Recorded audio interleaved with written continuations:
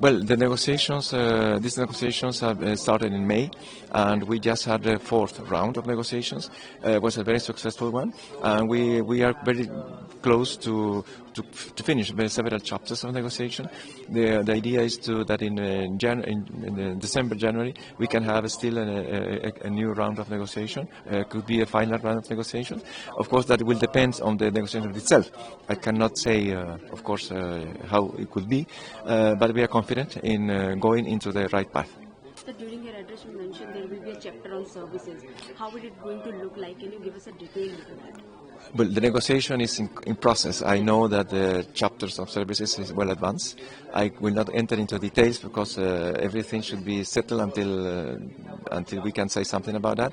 But it will be beneficial for both sides, especially for Indian companies that are wanted to do into the Chilean market, and also for Chilean companies doing in the same sector. Services have been a success story in Chile in the last years. A lot of exports on that. So we are looking forward that our CEPA will contribute to the same objective. Great interest in India regarding the critical minerals, how the two countries can work together, and is there any interest shown by Indian companies when it comes to critical minerals? Yes, again, within CEPA, we have a chapter on critical minerals. It is one of the few countries, India is one of the few countries which we have a chapter special in this area. We know of the interest and the need of India for strategic minerals, like copper, lithium, and others, and we are, of course, very much in favor of collaborate in the exploitation and added value of these products into the value chain. So yes, it is definitely part of the negotiation.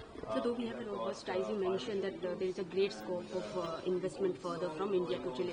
Can you specify several sectors that you look at? Yes, many sectors are open to investments in the country. Mining is one of those because continuously we have projects on that, but a lot of projects on infrastructure also are there. There is a calendar of projects with a huge amount of volume as a market. And green economy, of course, energy, clean energy. We are receiving a lot of investments in photovoltaic, aeolic, and new technology linked to these new investments is very important. Innovation in this area is very, very, very important. So areas like that are of interest and possibilities for Indian investors.